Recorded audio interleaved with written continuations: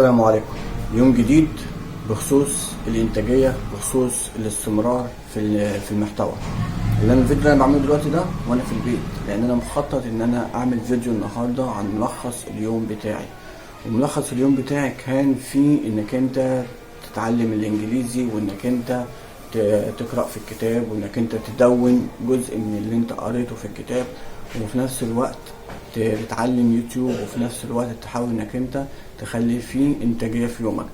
فعايز بقى كل ده في يوم جمعة، انت كل ده مشتت دماغك وعايز توصل لكل حاجة لليفل عالي قوي. ولكن مع فرجتي لفيديوهات كتير على اليوتيوب لناس كتير بتابعهم، وصلت ان انا اليوم بتاعي لما بيخلص وانا مديتش كل حاجة حقها. الحاجة اللي انا ممكن اخد فيها ساعة، والحاجة اللي انا اخد فيها ساعة ونص او ساعتين، وان انا اراجع وازيد في المراجعة واحط حاجة جديدة، فكل ده راح بلح. فاذا مشيت بمبدأ ان الاستمرارية في الحاجة القليلة، فبقيت اعمل التايم 10 دقايق واشتغل على الحفظ الانجليزي، حفظ قصة او كتابة جملة، حاجة في يومي اكتبها واحفظها. ده بيساعدني ان انا اكون جمل، وفي نفس الوقت اعرف جمل جديدة، ولساني ياخد على النطق بشكل مستمر. حاجات قليلة وقت قصير، بس الاستمرارية هي دي قصة الاستمرارية. حاجة تانية قراءة الكتب وتدوين الفايدة، ان انا اقرأ وادون الفايدة. ممكن يبقى باين لناس كتير ان الموضوع صعب، بس لما تعمل تايم 10 دقايق وتبدأ في الموضوع وتشتغل عليه، بيبقى الموضوع فعلا بتحس انك انت بقيت ملك الموضوع، ملك زمام الموضوع. انك جبت الورقة وجبت القلم وجبت الكتاب، قريت، خدت اول سطرين كتبتهم في الورقة، والسطرين اللي بعدهم كتبتهم في الورقة، تلاقي نفسك اندمجت في الموضوع وركزت في الموضوع، والفيلم بتاع الصور بتاع الحاجة اللي بتقراها شغال في دماغك، عبارة عن صور فيديو.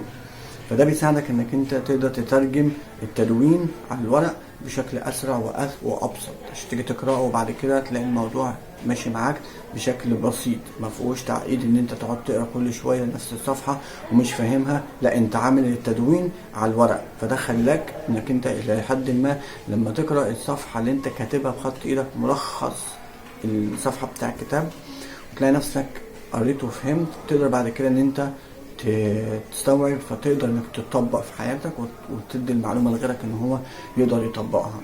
والحاجه اللي بعدها ان موضوع الفيديو، ان انا بعمل فيديو وانزله، المفروض ان انا اغير اللبس، والمفروض ان انا اخلي الشكل كويس، والمفروض ان انا اهتم بالاضاءه واهتم بالشكل واهتم بكل ده. بس لقيت ان ده الى حد ما هياخد منه وقت، والاقي نفسي كسلت، او في حاجات خدت وقتي.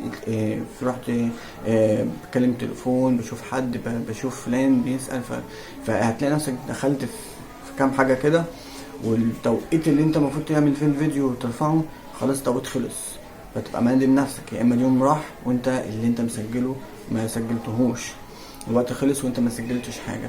فانت زي ما انت شايفني كده بالجلابية وانا قاعد على سريري في بيتي، عملت الفيديو عشان اقول لك الملخص. انا عملت كام حاجه اللي انا برتبها من بالليل، عملتها الصبح، بس ما اديتهاش وقتها كامل، ما اديتهاش وقتها حقها كامل زي ما بعمل كل يوم، ان انا اخد ساعه لكل حاجه لوحدها عشان اقدر اديها حقها. اضطريت ان انا اقسم الوقت ما بين ان انا كل حاجه اديها 10 دقايق، كل حاجه اديها 10 دقايق.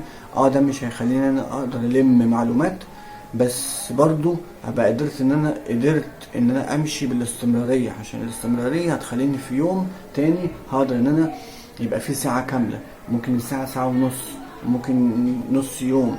فاللي هو انا في حافز ان انا بشتغل على الحاجة دي اكتر وبسبق فيها جامد قوي، وايام بيبقى حاجات بسيطة وقت قليل عشان اقدر ان انا اكمل.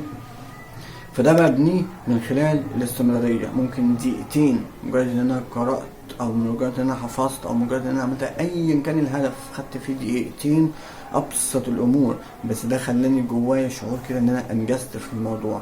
بس خلاص، ده كان الفيديو بتاع النهارده اللي انا حبيت افهم فيه ان الاستمراريه مهمه، ومش شرط بقى انك انت لازم الاضاءه ولازم الشكل ولازم المكان ولازم اللبس المعين ولازم كل ده بيجي بعد كده.